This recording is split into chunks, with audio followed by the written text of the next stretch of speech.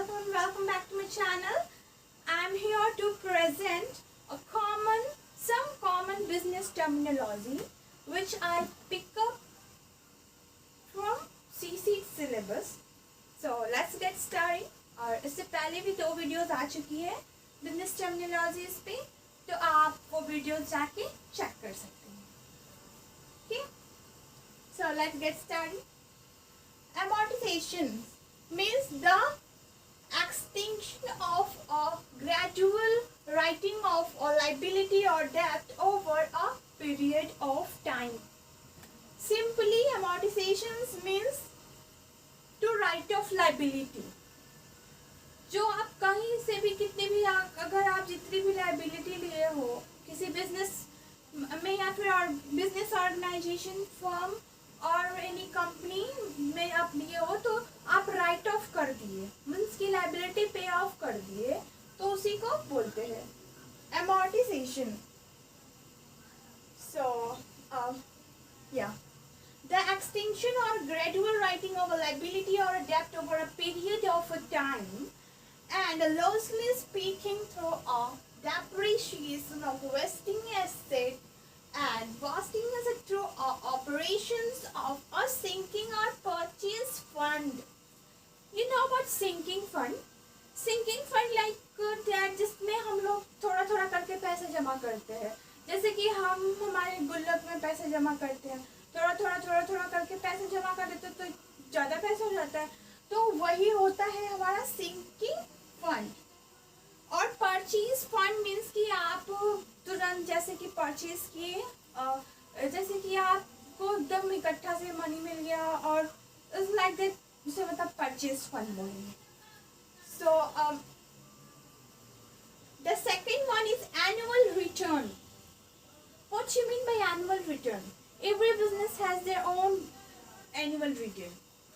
I think every person has also their own annual return. Company, organizations, firm, they all have do. In trading sector, in commerce.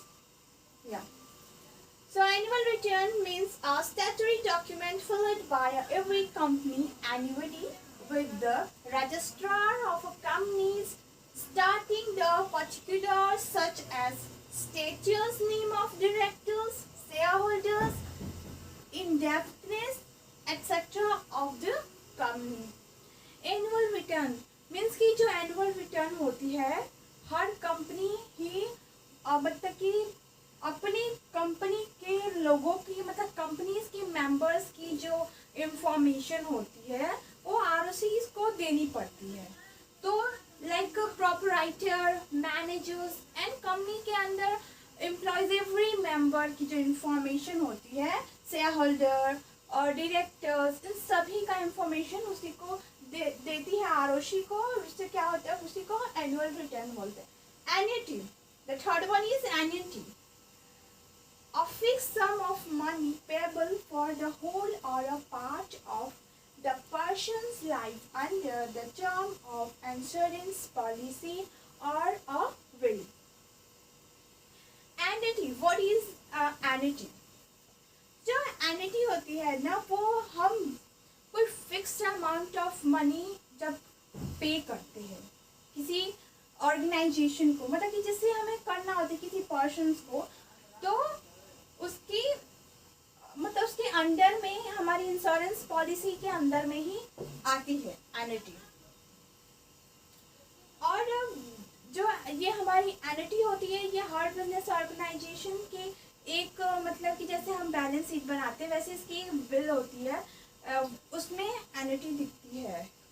Appeal, the fourth one is appeal. Appeal is a process by which the correctness of the decision of a lower court or tribunal is questioned in a higher court. Appeal means कि appeal करना. जैसे कि हम हमारे घर में हम अपने भाई से लड़ाई कर लेते हैं, हम सभी के घर में हो जाती है छोटी मोटी लड़ाई नोकझोंक हो जाती है.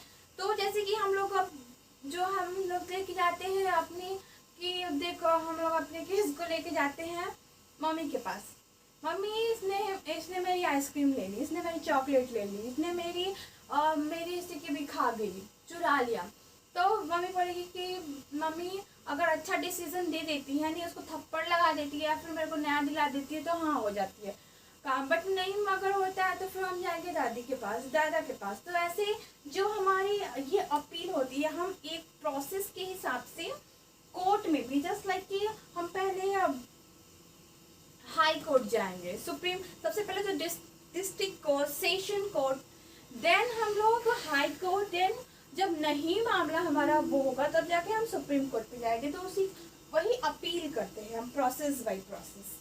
अपीयरेंस, अपीयरेंस मीन्स कैसा उसका क्या है, वो कैसा दिखता है, दिखावट उसका, मतलब उसकी क्या, मतलब कैसा लुक्स है उसका, कैसा वो, उसकी कैसी मतलब हर चीज से ही है appearance, not in sense of only look wise, means कि उसकी बिहेवियर कैसी है, वो कैसा दिखता है, क्या करता है, कैसे बोलता है, उसकी टोन क्या है, मतलब हर चीज को मिला के हम अपीयरेंस करते हैं। जस्ट लाइक कि कोई भी हम कहीं कोई भी बुक हमारी होती है या फिर कोई हमारे टीचर होते हैं, तो टीचर की अपीयरेंस हम जब अपने आंख बंद करके अपने आंखों के सामने देखते हैं तो वो टीचर्स हमें दिखते हैं जो हमें मेहनत करके पढ़ाते हैं, हमें इस लेवल तक पहुंचाते हैं कि हम भी पढ़ा सकें। उन अगर उनको हम अपने अपीयरेंस करेंगे तो वो हम मतलब कि वही है कि उनका पूरा मतलब वो कैसे पढ़ाते हैं, क्या उनकी स्ट्रेटजी होती है पढ़ाने की, और हर चीज़ ही हमारी आंखों के सामने आ जाता है, उसको हम अपीयरेंस कहते हैं। Appearance, the official court form filled with the court of clerk, which tells the court that you are representing yourself in a lawsuit or a criminal case, or that a lottery is representing you. All court notices and calendars will be mailed to the address listed on the form when a defendant in a civil cases and files an appearance the person is submitting to the court's jurisdiction. तो ये appearance जो है वही ये court से related करके एक example के थ्रू आपको बताया गया है। okay? So the sixth one is appellant. Appellant. The correct pronunciation of this word is appellant, and its meaning is the party appealing a decision or a judgment to a higher court. Okay? मतलब कि appellate का मतलब होता है कि जो भी judgement हमारे हायर कोर्ट तक जाती है अपीलेंट, वो प्रोसेस बाय जाती है। ओके? तो जैसे कि हम कैसे हायर कोर्ट को मतलब इसका जजमेंट मतलब वो डिसीजन लेती है। ओके? और वो मतलब कि पार्टी मतलब कि दो पार्टीज होंगी ना, एक तो जो जिसने क्राइम किया होगा वो, और प्लेंटिफ एंड डिफेंडेंट दो होंगे। So the seventh one is arbitration. Arbitration means a quasi-judicial arrangement. A quasi-judicial arrangement whereby a dispute between parties is resolved by referring it by a mutual consent and consent to the arbiters whose decisions is binding. So it is a kind of quasi judicial, means कि quasi means alike, उसकी तरह। ये judicial पूरी judicial तो नहीं है but judicial की तरह है। जैसे कि मैंने वो एग्जांपल लिया था भाई बहन की लड़ाई वाली, तो जैसे कि वो हम अपने में ना कंसल्ट करेंगे कि हम घर में ही उसको quasi as a quasi judicial करके हम अपना केस फाइनल कर लेते हैं कि हाँ चल तू मेरे लिए आइसक्रीम चॉकलेट लेके आएगा, मेरी खाया तो और नहीं तो क्या, अगर कोर्ट वाला जो मैटर हो जाता तो वो तो कोर्ट तक चले जाते, पुलिस तक चले जाते मैटर, तो वो आर्बिट्रेशन नहीं होगी। आर्बिट्रेशन मीन्स कि जैसे कि जजमेंट होती है उस जगह पे, बस और क्वासी जुडिशियल अरेंजमेंट जो हम लोग घर में अपने करके रखते हैं। ओके? सो तो यहाँ तक 7 तक तो मतलब समझ में आ ही गया होगा। The 8th one is arrest. When a person is taken into the custody of a police officer and charged with a crime. Means कि जैसे कि कोई पर्सन है और वो कुछ क्राइम किया और पुलिस के कस्टडी में आ गया, तो जब उसे कैच किया, मतलब कि जब उसे पुलिस उसको पकड़ा, when police were catch up that जो पीरियड है, मतलब कि जो क्राइम किया है, तो उसको, उस प्रोसेस को अरेस्ट बोलते हैं. The ninth one is asset. Everyone knows what is asset. Asset means कि आपके बिजनेस में जो चीजें यूज होती हैं वो सब एसेट है. सब आपके बिजनेस में आप जो कुछ भी आप यूज कर रहे हैं, इन द सेंस कि आप क्या यूज कर रहे हैं, आप चेयर यूज कर रहे हैं, आप टेबल यूज कर रहे हैं, आपकी आंख के सामने जो कुछ भी दिख रहा है, नाउन इज एसेट. मीन्स कि जिन चीजों का नाम है और वो जो चीजें आपकी आंख के सामने दिख रही है और वो आपकी हैं, आपकी यूज में आ रही है, वो एसेट है. In the school life, school की क्या क्या एसेट है? प्लेग्राउंड, बस, classroom, duster, chalk, marker, whiteboard, green board, blackboard, and benches, teachers, employees, clerk. हर चीज क्या है, जो भी इसके चीज में यूज हो रही है उसका है वो asset. Anything which money's value can be attached on it by a business or an individual. It may be financially such as cash, physical such as land, building, tangible such as patent, trademark, or intangible such as a goodwill. तो जैसे कि हम business में जो कोई भी चीजें use करें, बता ही दिया मैंने कि लैंड, बिल्डिंग एंड ऑल, और tangible asset and intangible asset. Tangible की जो चीजें जो चीजें हम देख सकते हैं, जो चीजें हम छू सकते हैं, वो क्या है, वो टेंजिबल एसेट है. और जिन चीजों को हम छू नहीं सकते, लाइक ट्रेडमार्क, पेटेंट, ये सब गुडविल किसी चीज की, तो वो चीजें क्या हो जाती, वो है वो इनटेंजिबल एसेट में आ जाती है. The 10th one is asset turnover. Asset turnover is a sales divided by a total asset, important for a comparisons over time and to others companies of the same industry. This is a standard business ratio. जो हमारा asset का turnover होता है वो ना sales के division में होता है. मीन्स कि जो सेल्स होता है ना उसे डिवीजन कर दिया जाता है उसके, मतलब बिजनेस के स्टैंडर्ड बिजनेस रेशियो में. Okay, so the 11th one in assets. Assets means कि जैसे ही हमने एक एसेट बताया, इंटेंजिबल, टेंजिबल, तो दोनों मतलब एसेट्स के बाद बहुत सारे एसेट एक साथ दिख रहे हैं तो उसे एसेट्स बोल देंगे. Nothing that so much. Assets include everything that a company is owned and has some economic value. जैसे कि इकोनॉमिक ग्रोथ में उसकी कुछ वैल्यू है, तो नॉर्मल सी बात है कि जब वो हमारा एसेट है वो हम अपनी बिजनेस में यूज कर रहे हैं तो उसका जरूर मतलब कि उसकी जरूर मतलब कि उसका वो हो रहा है कि वो इकोनॉमिक ग्रोथ में हमारे यूज में आ रहा है.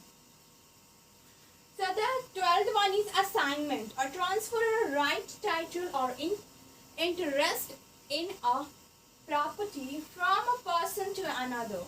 For an assignment to have a legal effect, it must be absolute in writing and be communicated to the one owning the right.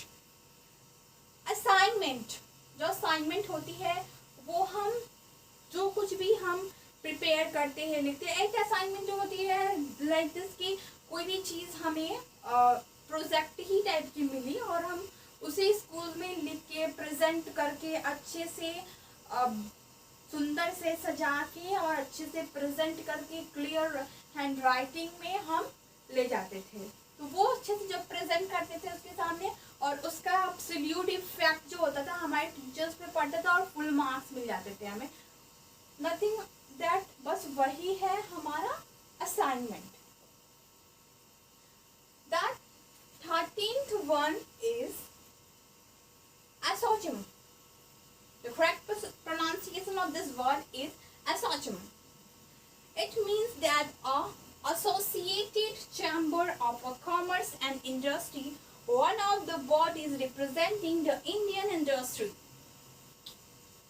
जो इसका एसोसिएटेड जो चैम्बर होता है हमारे कॉमर्स और इंडस्ट्रीज का, ट्रेडिंग का, मार्केटिंग का, इंश्योरेंस का, फिनेंसिंग का, तो वही उसकी बॉडी को जब हम इंडियन सोसाइटी में रिप्रेजेंट करते हैं, उसके बारे में समझते हैं और बता पाते हैं, वो सब एसोसिएशंस के अंदर आएगा. इंश्योरेंस, अश्योरेंस एंड इंश्योरेंस, इन दोनों में काफ़ी डिफिकल्टीज है, काफ़ी डिफरेंट है. Insurance and assurance. Assurance means कि लाइक दिस की वो चीज़ होने ही वाली है, लाइक दैट की रात होगी, होगी रात, सुबह होने वाली है, सुबह होगी. और ये अश्योरेंस है कि कल सन निकलेगा, फिर रात होगी, जैसे कि चांद निकलेगा, तो अश्योरेंस में आता है कि हाँ वो चीज़ होगी ही होगी. जब हमारा एग्ज़ाम डेट आ गया तो एक दिन हमारा एग्ज़ाम होगा ही, ज़रूर होगा. और जब हम एग्ज़ाम दिए हैं तो रिजल्ट आएगा ही, ज़रूर आए. तो assurance, it means that the term originally denoted form of a protection against an event which must happen, and that insurance was used to cover agent loss linked with a contingency such as fire or lightning. या तो जैसे कि बारिश होती है तो lightning भी होती है, बादल गरजते हैं, तो अगर बारिश हो रही है तो ये अश्योरेंस है कि लाइटनिंग भी होगी. Attachment, attachment means a line of a property of a asset to hold it and to pay safely any final judgment. So that's all for this video. Thank you. Please like and subscribe to the channel.